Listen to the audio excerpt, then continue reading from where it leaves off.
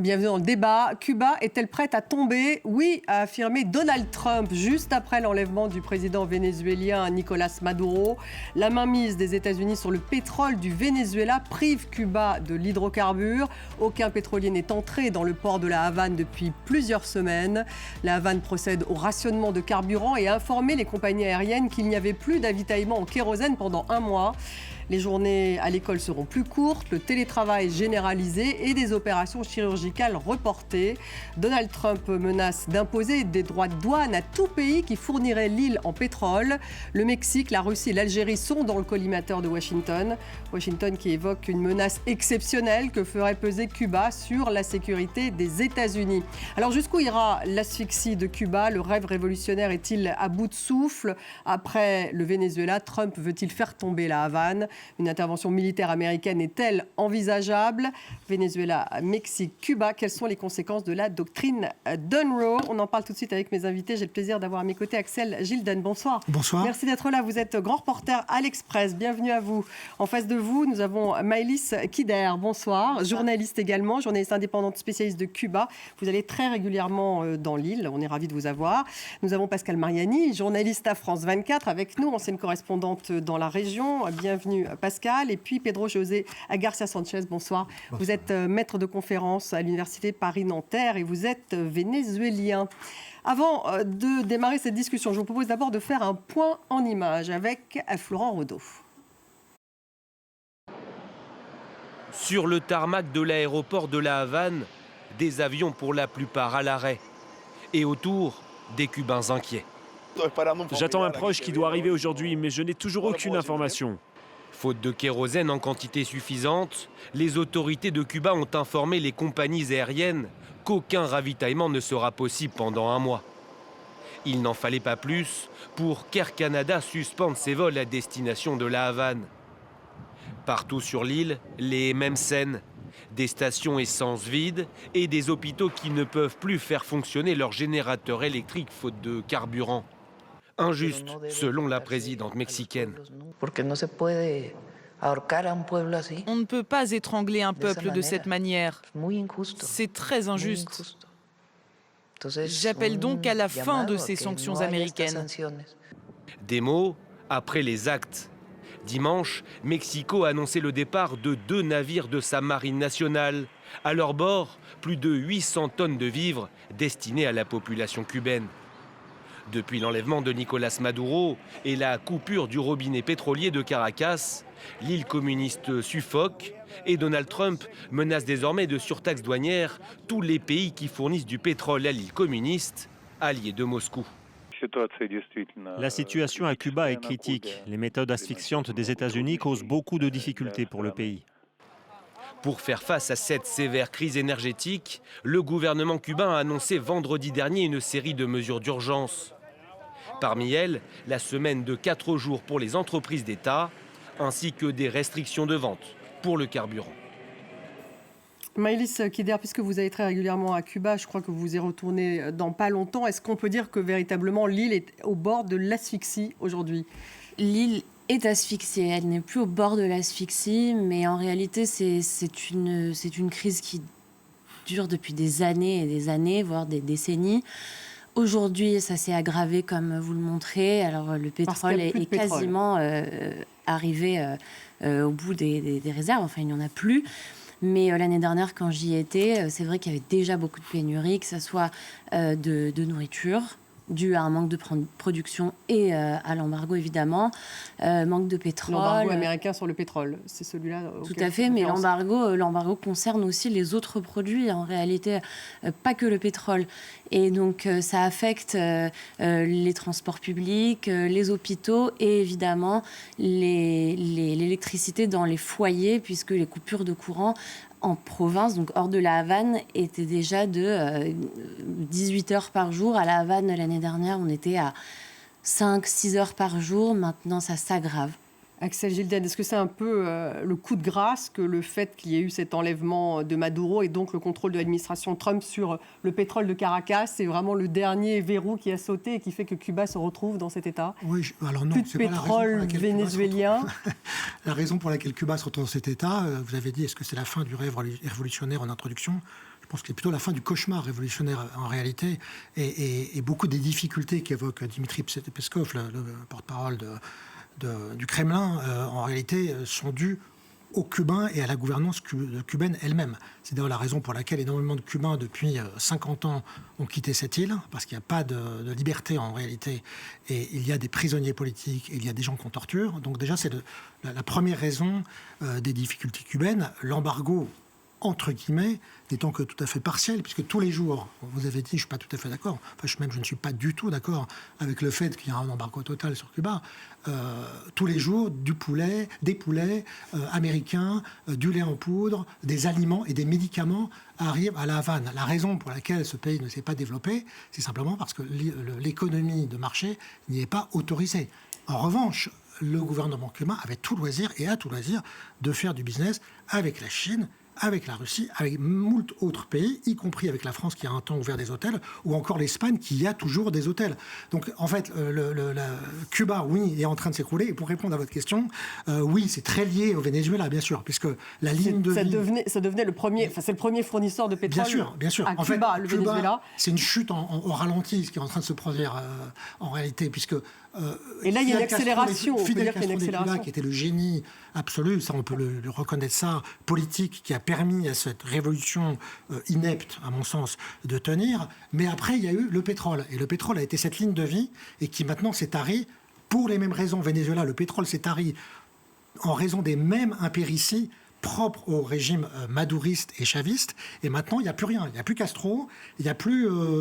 je finis juste une minute. Il n'y a plus le pétrole. Et en revanche, effectivement, Donald Trump avec une nouvelle politique appeler ça la doctrine Monroe, Donroe, comme on veut, mais qui est énoncée dans la sécurité le document qui vient de paraître de défense, la stratégie de défense nationale, où effectivement une des priorités maintenant, et ça c'est vraiment un changement, mais qui est là pour durer 10 ou 20 ou plus d'années, il y a un focus qui est mis sur le continent sud-américain qui n'était pas là avant. Donc on est à un changement total de paradigme. Pedro José Garcia Sanchez, cette relation avec le Venezuela, elle était très forte entre Cuba et le Venezuela pendant Maduro, et du coup l'enlèvement de Maduro a eu cet impact tout de même, ce tout dernier impact qui fait que le pétrole n'arrive plus à Cuba.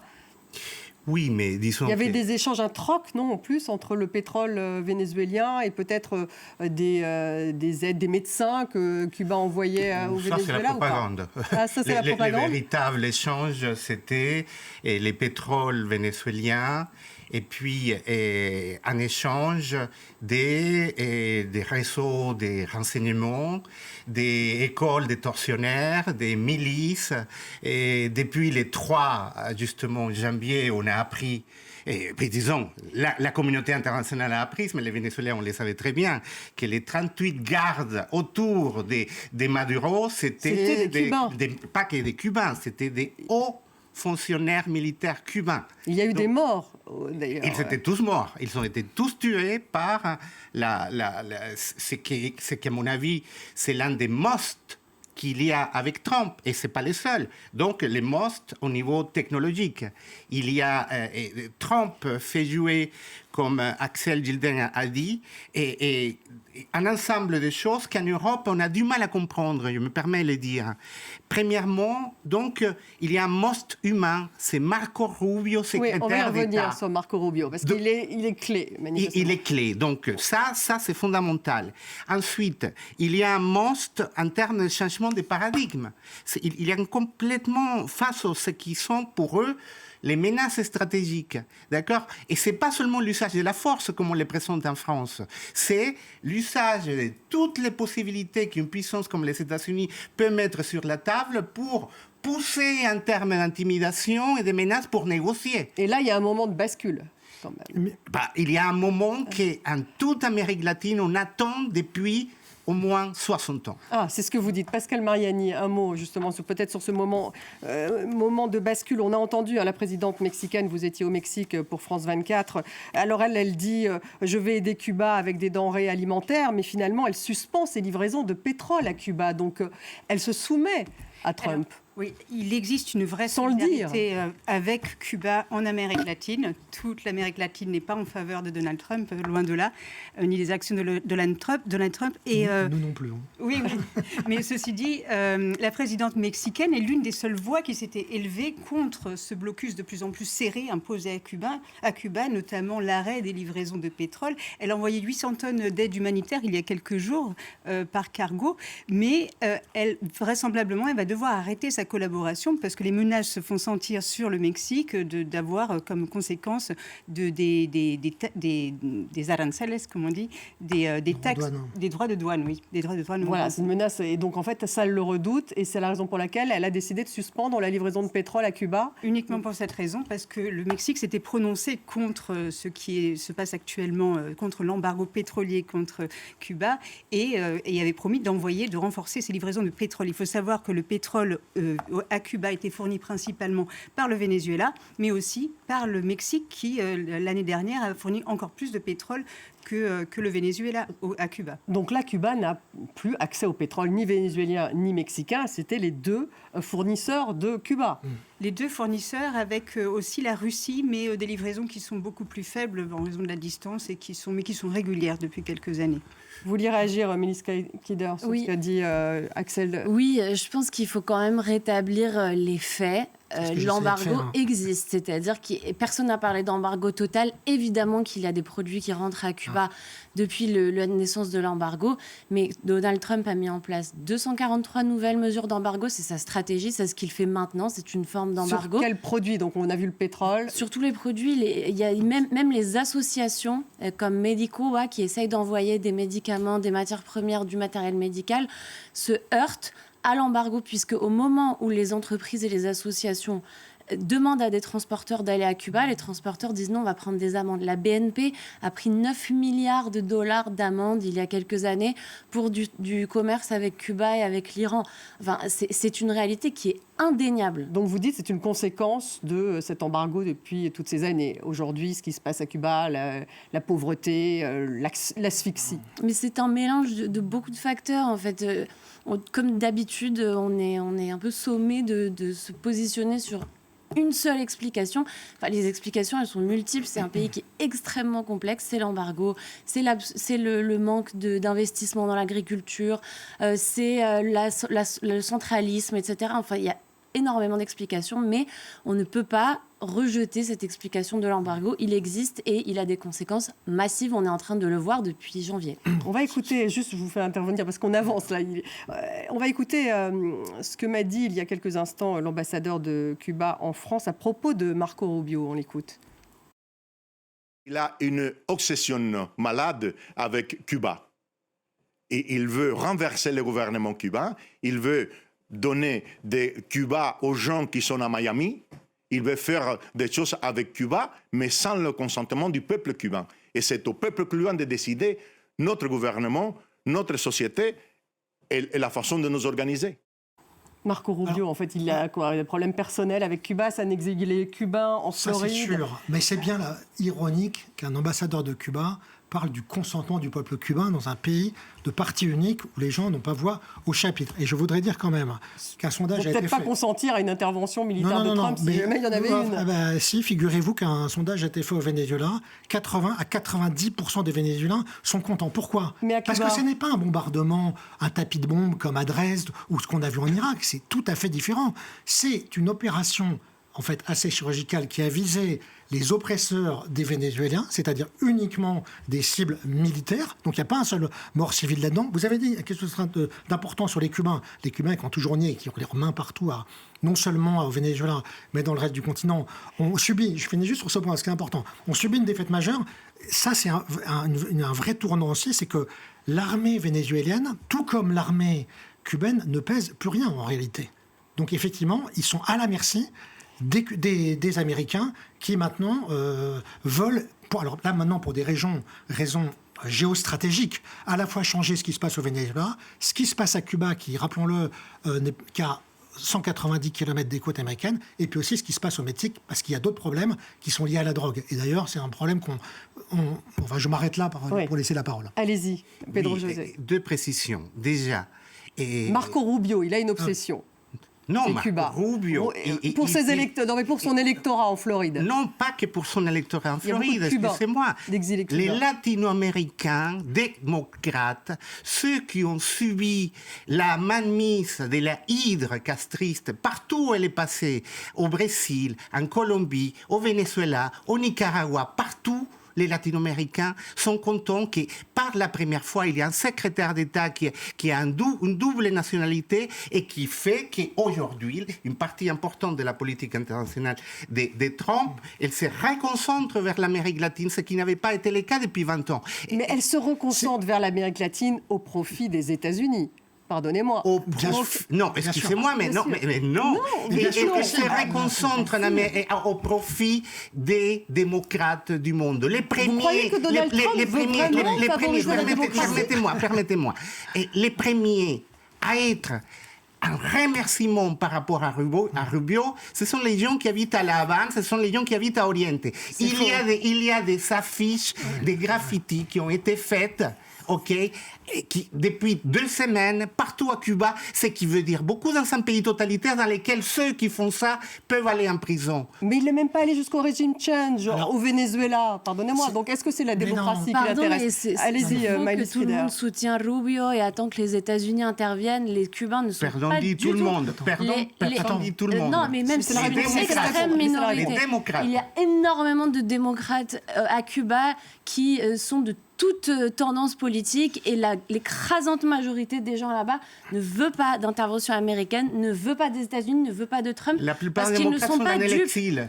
Ils ne sont pas en Cuba. Non, il y a énormément de démocrates à Cuba. Ah oui, et comment ils vivent dans un pays totalitaire ? Bien sûr, je dirais. C'est un pays totalitaire. Comment ils ne peuvent pas vivre d'une manière démocratique dans un pays totalitaire ? Est-ce qu'ils souhaitent que ce régime change, s'il arrive un jour, vienne des États-Unis ? Mais quelle légitimité ont les États-Unis pour intervenir ? Pourquoi eux ? Pourquoi Trump, qui a démontré dans son propre pays et à l'étranger qu'il était en train de fasciser les États-Unis et le monde. Oh là là, le grand mot comme ça, excusez-moi, c'est incroyable. Il finance quand même un génocide en C'est incroyable. Alors là...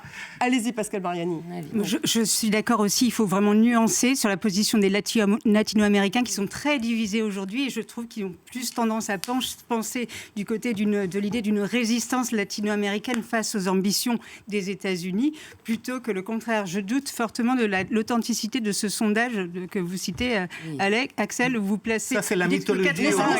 S'il vous plaît, non, je vis en Colombie, j'ai vécu plus de 20 ans en Colombie. 80-90% des Vénézuéliens seraient d'accord avec une intervention américaine. Il faut faire très attention aux sondages en Amérique latine. Il faut faire très attention aux sondages en Amérique latine qui ne sont souvent pas représentatifs et qui peuvent être cités par tel ou tel parti. En tout cas, l'opposition, pardonnez-moi, l'opposition le souhaite, Machado. L'opposition, pas dans sa majorité, souhaite une intervention militaire américaine. Il y a 2 ans. Déjà, c'est le point de départ. Alors, on parle du Venezuela. Vous avez Bichon qui est sur le Venezuela. Comment ça s'appelle ? Rubio. Oui, il y a une humiliation en Amérique latine. Évidemment. Et même, c'est surprenant, mais même des gens de droite chilienne ont dit qu'ils étaient surpris, se sentaient humiliés par cette hyperpuissance américaine face à un pays latino. Donc ça, effectivement, le facteur psychologique, il est là. Maintenant, Marco Rubio n'a pas une obsession sur Cuba, il a une politique. Alors, si on peut mettre Trump de côté 2 minutes, parce que l'obsession Trump et le syndrome de Trump obsession, derangement, ça, je pense que ça empêche de réfléchir. Ce qui se passe aujourd'hui, c'est que la politique américaine, elle se situe au niveau militaire et géostratégique. Il y a effectivement un combat pour la reprise du contrôle de l'hémisphère occidental, c'est-à-dire les Amériques du Nord et du Sud, dont les Américains se sont désintéressés, et où les Chinois et les Russes, et surtout les Cubains au Venezuela, et le Hezbollah, et l'Iran, et le Hamas ont pris pied. Pour les Américains, vous comprenez bien que c'est totalement inacceptable. Quelle est leur légitimité ? Elle est là, leur légitimité. C'est qu'ils ne veulent pas avoir, d'une part ça, et d'autre part, 10 millions de migrants qui arrivent dans leur pays, parce que c'est aussi un facteur de déstabilisation, comme ça a déstabilisé plein d'autres pays latino-américains, dont le Chili, ce qui fait qu'on a un président d'ultra-droite maintenant. Donc, si vous voulez, le problème vénézuélien, il faut le régler, non seulement pour les Américains, mais aussi pour d'autres.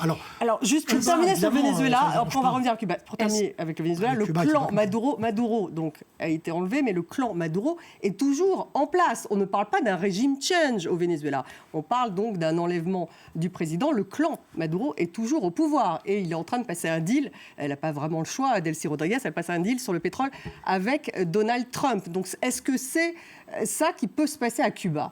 Mais en fait, je trouve que ce qui se passe au Venezuela démontre bien les intentions des États-Unis, qui sont prêts à laisser le même pouvoir si les États-Unis peuvent s'emparer du pétrole. C'est ce qui les intéresse, la démocratie. Mais les États-Unis ne parlent pas de démocratie au Venezuela. Les États-Unis ont mis en place des dictatures, Pinochet, etc. Enfin, je veux dire, ça vient de la CIA, ça vient des États-Unis, c'est factuel. En tant que journaliste, on est quand même obligé de s'attacher un peu à ça. Et actuellement, ils veulent, au Venezuela, s'emparer du plus grand puits de pétrole au monde. Il y a des intérêts économiques. Ils sont prêts à laisser Delcy Rodriguez, qui est la vice-présidente de Maduro, si elle libéralise et si elle va dans leur sens. Vous répondez, Pedro, après on va avancer. Ensuite, c'est Disneyland, ça. Écoutez, c'est comment pas ça, Disneyland? les bons et le mauvais, la pensée binaire, soit c'est ça, soit c'est ça. Répondez, pas tous en même temps. Oui, excusez-moi, mais il y a vraiment un tropisme dans l'analyse que depuis l'Europe, on fait sur l'Amérique latine. On dirait que ça a été calqué de la façon dont l'Europe s'adresse en Afrique avec une mentalité et des réflexes colonialistes. Vous savez avec qui il y a des drames entre Trump, les républicains et l'Europe? Les latino-américains n'avons pas ces rapports de dramatisation que madame a signalé tout à l'heure.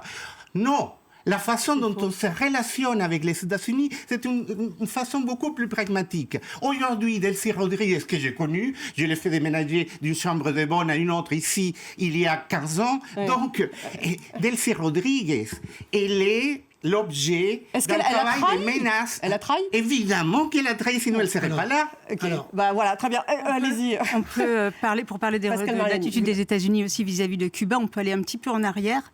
Rappelons qu'en 2015, il y a eu un dégel avec Barack Obama et quelques jours, et puis est arrivé C'est intéressant d'y revenir justement sur la période avec Barack Obama, qui est donc des relations diplomatiques avec Cuba, au moment où il était là, qui a commencé. D'ailleurs, les exilés cubains pouvaient revenir à Cuba. Il y a toute une période tout de même de dialogue et de rapprochement entre Cuba et les États-Unis. Exactement. Donc ceci démontre bien qu'il y a une politique, quand vous parlez de l'obsession de Marco Rubio, enfin que l'ambassadeur évoquait l'obsession de Marco Rubio, il y a bien une politique dirigée par les républicains envers Cuba qui consiste à étrangler le régime pour avoir sa fin.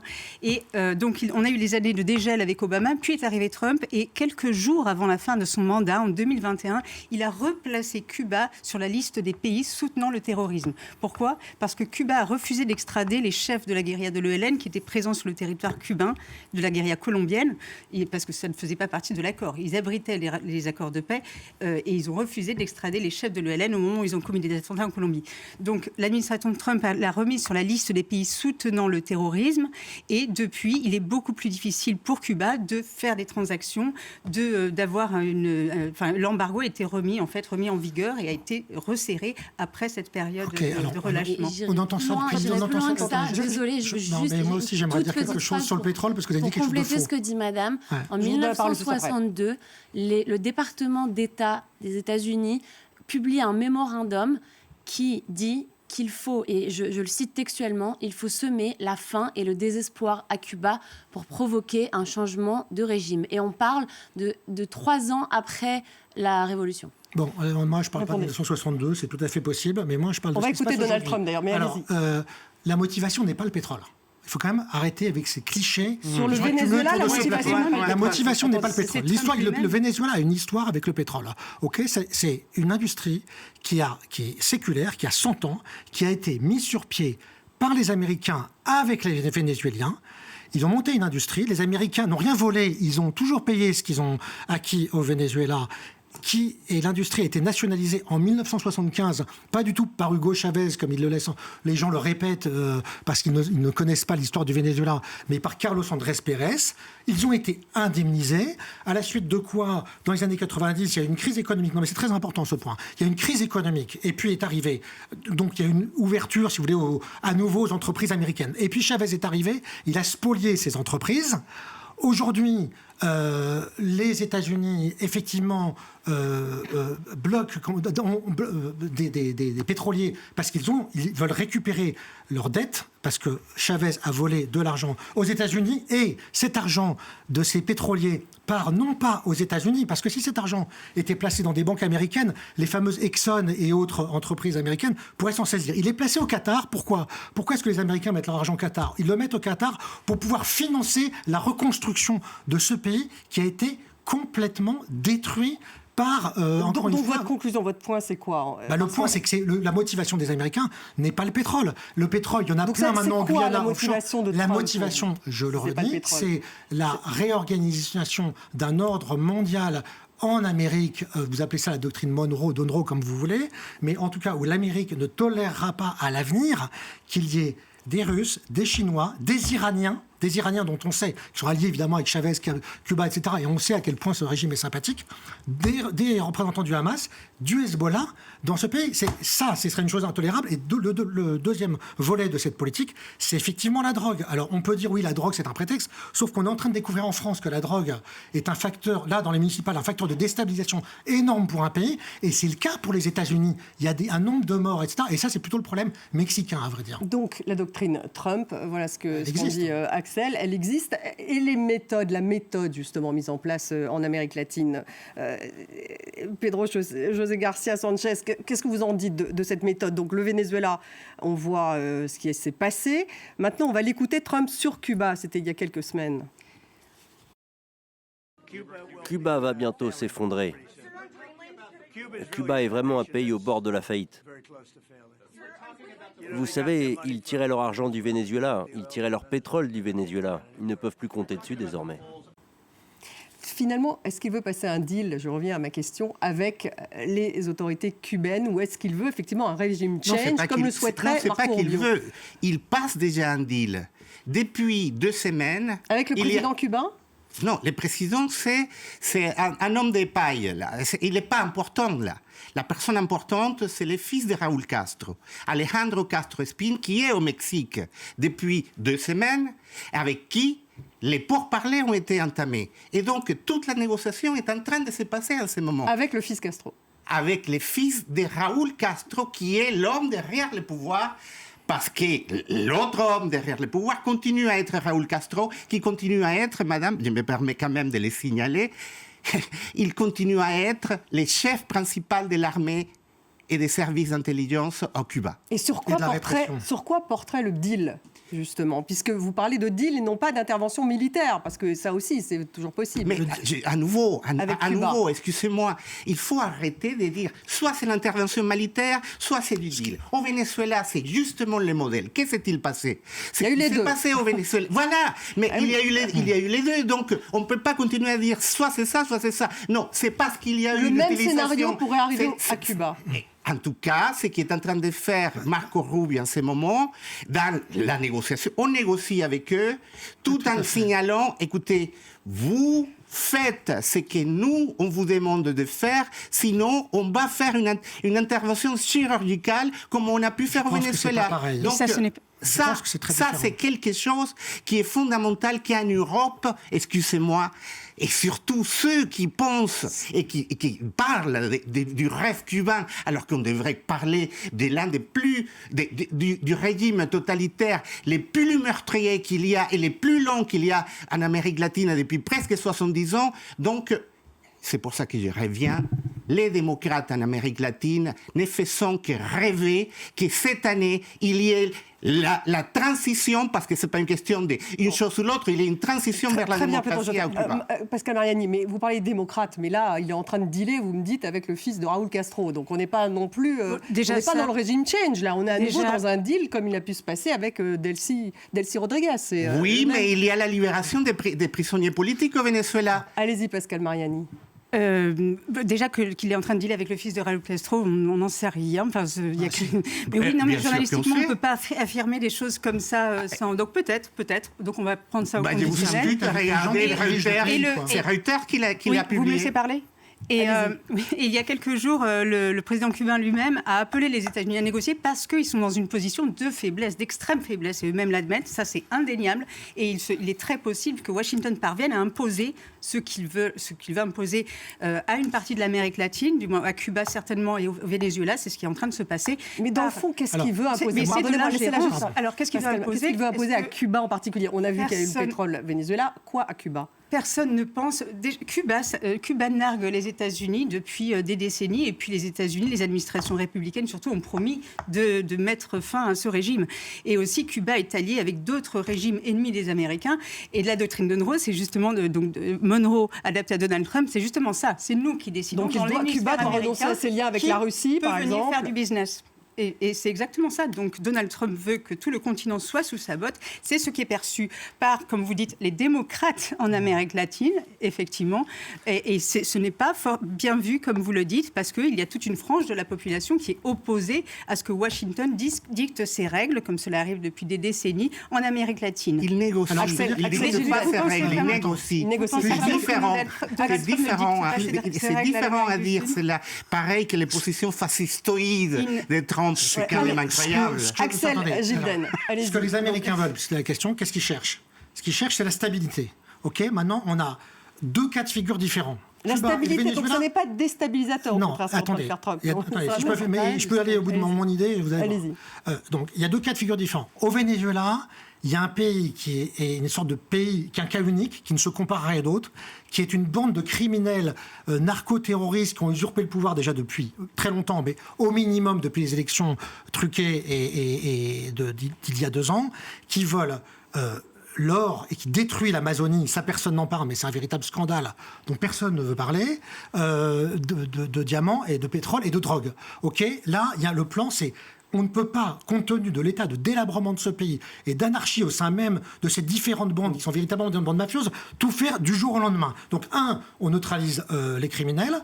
On garde quand même quelqu'un qui est dans la place. Parce que si on vire tout le monde, on fait la même chose que ce qu'on a fait en Irak. Il faut réformer l'armée, il faut réactiver l'économie par l'industrie pétrolière. Et après seulement, on fera des élections. Quant à Cuba, je termine juste là-dessus. Quant à Cuba, c'est différent. Il y a une structure à Cuba. Il y a une vraie structure de gens qui savent faire de la politique, qui sont beaucoup mieux organisés que les Vénézuéliens. Et effectivement, les Américains connaissent très bien les Cubains, et les Cubains connaissent très bien les Américains, et les Cubano-Américains qui sont même présents au Parlement et au Congrès américain, tous ces gens-là se connaissent et vont s'entendre. Alors évidemment que donc il va y avoir un compromis. Alors qu'est-ce ils vont céder sur quoi à Cuba? Moi je pense sincèrement que si on veut être prudent, il faut dire qu'on ne sait pas ce qu'ils sont en train de négocier. Effectivement, on n'est pas sûr avec qui les États-Unis négocient. On n'est pas sûr de ce qui est en train de se dire. On ne sait pas, tout simplement. Et je pense qu'on a la responsabilité de le dire parce que c'est trop tôt pour le savoir.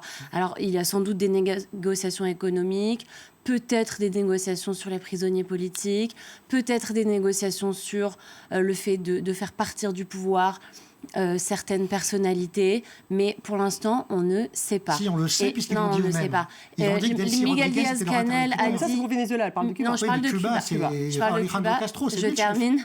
Miguel Diaz-Canel, le président cubain, a dit qu'il y avait des échanges de messages, mais que pour l'instant, les conversations n'étaient pas très concrètes. Et Donald Trump a dit qu'il était confiant pour un accord. On ne sait pas. Pedro José Garcia Sanchez. Mais encore une fois, là, il ne s'agit pas de rétablir ou établir une démocratie. On ne parle pas de ça du côté de Trump dans les négociations avec justement... Il s'agit de stabilité. Il s'agit... Pas de démocratie. Non, parce que vous parlez beaucoup des démocrates en Amérique latine. Est-ce qu'ils sont... C'est un processus. La démocratie, c'est pas qu'un système de gouvernement, c'est un mode de vie. Pour qu'il y ait un mode de vie qui puisse se mettre en place, il faut une stabilisation d'abord économique, ensuite et en même temps politique. Et une fois que ces choses-là commencent à se faire comme au Venezuela, depuis qu'il y a la sortie des prisonniers politiques, les gens ont commencé à reprendre la rue. Les gens ont commencé à dire ce qu'ils ne disaient plus depuis la Delcy Rodriguez a bien dit qu'elle ne voulait pas le retour de Machado. Elle l'a dit clairement il y a quelques jours. Mais elle peut dire elle tout ce qu'elle veut. Elle fait ce que Trump et Rubio lui disent de faire. Eux non plus ne veulent pas du retour de Machado. Mais si. alors qu'elle... Trump il ne faut pas prendre au pied de la lettre. Vous pensez Bien sûr que Delcy Rodriguez ne va pas dire, qu'elle veut le retour de Maria Corina Machado. Bien sûr. D'autre part, Trump est en train de dealer avec Delcy Rodriguez et son frère, qui a manifestement trahi Maduro, donc, et qui a le doigt sur la couture du pantalon, qui prend ses ordres, effectivement, auprès des Américains, et qui doit la jouer très fine. Et vous pensez qu'ensuite... Parce qu'elle a un pistolet sur la tempe, non seulement des Américains, mais un autre sur la tempe gauche de toutes les bandes qu'elle est susceptible avec son ministre de menacer. Son ministre de l'Intérieur. Etc. Alors il faut quand même dire, parce que vous l'avez mentionné, il faut quand même toujours rappeler que dans ces deux pays, et ça c'est quelque chose, je m'étonne que les gens qui semblent vouloir prendre la défense de ces nobles idées que sont la révolution castriste, oublient de dire, c'est que depuis le début de la révolution à Cuba, il y a eu des centaines de milliers. C'est Fidel Castro qui, dans une interview déjà en 1962, se vante d'avoir des dizaines de milliers de prisonniers politiques. Mais depuis lors, il y en a eu des centaines de milliers, et des exilés, et des torturés. Et c'est pareil au Venezuela. Donc vous croyez au régime change, si puis dire, à Cuba, qui serait lié à la doctrine Donro, donc à l'action de Trump. À la négociation. C'est pas exactement la même chose. Allez-y, Pascal Mariani. Est-ce qu'il pourrait y avoir un régime change à Cuba? C'est tout à fait possible par épuisement. C'est ce qui va se passer. Les Américains l'ont bien compris, l'administration américaine l'a bien compris. Étrangler, étouffer Cuba pour que le pays n'ait plus les moyens de soutenir une politique. Mais les Cubains ont déjà prévenu depuis le départ. Et ce n'est pas du tout défendre le régime cubain que de parler d'essayer d'avoir une vision un peu objective de ce qui se passe et surtout de parler à partir de faits réels. Les Cubains, les autorités cubaines, qui sont sans aucun doute un régime totalitaire, ont fait savoir qu'ils préféraient avoir l'attitude de la ville de Numance, c'est-à-dire une ville qui était assiégée par les Romains et qui a préféré... ils se sont suicidés en masse. Alors ce ne sera certainement pas un suicide de masse parce que la grande majorité des Cubains, je parle des autorités cubaines, vous me laissez parler s'il vous plaît, la grande majorité des Cubains ne sont pas pour le régime, on le sait, mais les autorités en tout cas annoncent qu'elles ne vont jamais se rendre. On va voir ce qui va se passer, mais en tout cas... Alors justement, puisqu'il nous reste 5 minutes, qu'est-ce qui va se passer les prochains jours? Là, je fais un tour de table. À votre avis, pour Cuba, Maëlys Kider? Les prochains jours, je ne sais pas. En fait, ou les prochaines semaines. J'ai pas envie de faire de plans sur la comète et de dire des bêtises. En fait, personne ne peut savoir. Non. En tant que journaliste, je ne peux pas vous dire il va se passer ça. Mais vous allez retourner, vous, bientôt. Ce qui va se passer, c'est une certitude, c'est qu'il n'y aura plus de pétrole très bientôt. Alors, il y a plusieurs scénarios possibles. Soit les États-Unis interviennent. Ils ont montré qu'ils étaient capables de le faire au Venezuela. Ils seraient capables de le faire à Cuba. Soit la situation économique devient si terrible que les Cubains lancent des manifestations avec plusieurs issues possibles, encore une fois, soit des arrestations, soit au contraire l'ouverture d'un dialogue, on ne sait pas. Soit Cuba pourrait éventuellement, certains y pensent et l'envisagent, mener une sorte de perestroïka à la cubaine, sous pression ultime des États-Unis. Il y a plusieurs scénarios, mais qu'est-ce qui va se passer? On ne le sait pas. Pedro José Garcia Sanchez. Écoutez, et ce qui est en train de se passer, c'est que ça négocie vers un processus de stabilisation, démocratisation et le fait que faire que Cuba revient au concert international des nations dans lesquelles la civilisation a un nom et il sévit tous les jours sans savoir faire la manche pour quoi que ce soit. Pascal Mariani. Ce qui va se passer, c'est que la population cubaine va souffrir toujours plus de la situation. La situation va être de plus en plus difficile. Des personnes vont certainement mourir parce qu'il y a des pénuries qui font que les hôpitaux ne fonctionnent plus. Ils vont avoir besoin d'aide humanitaire dans ce cas. Voilà, et donc c'est encore une fois la population civile qui subira les plus gros frais. Je pense qu'effectivement, les Cubains, dans leurs négociations, vont essayer de gagner du temps. Ils vont essayer de céder le moins possible de choses. Ils sont prêts à laisser crever les gens de faim et à transformer Cuba en Haïti dans un barreau d'honneur. Dans les coulisses, on négocie de service à service, c'est-à-dire la CIA travaille avec dans la coulisse avec le renseignement cubain qui est extrêmement compétent. Dans l'intervalle, les Cubains balanceront peut-être quelques idiots utiles ou quelques personnes qui ne leur servent plus et qui jetteront au sein du régime ou ailleurs pour donner aux Américains quelque chose. Et moi non plus, je ne ferai pas de pronostic. Non. Non. Et le prochain pays, ce serait le Mexique, peut-être. On est déjà dans une espèce de bras de fer très dur. C'est difficile à dire parce que Claudia Sheinbaum, la présidente mexicaine, semble aussi ne pas non plus tenir tête extrêmement à Trump. Enfin, c'est seulement jusqu'à un certain point parce que c'est réel, les droits de douane affectent vraiment ces pays. Donc, le Mexique... producteur de pétrole, le Mexique. Hein, donc, Oui, mais alors c'est à voir si pays, c'est le Nicaragua. Nicaragua. Alors, il y a déjà, manifestement, le Nicaragua, le gouvernement a déjà dit qu'il allait stopper l'immigration cubaine du Nicaragua vers les États-Unis. Là, puis, ils ont commencé à sortir les prisonniers politiques. Donc, les 3 dictatures qu'il y a en Amérique latine, peut-être, cette année, s'affaiblissent, deviennent autre chose, et c'est grâce aux Américains. Mélisse ? Moi, je crois qu'il faut penser à l'après. Que feraient les États-Unis s'ils arrivaient à leur fin à Cuba, au Venezuela, etc. Du business.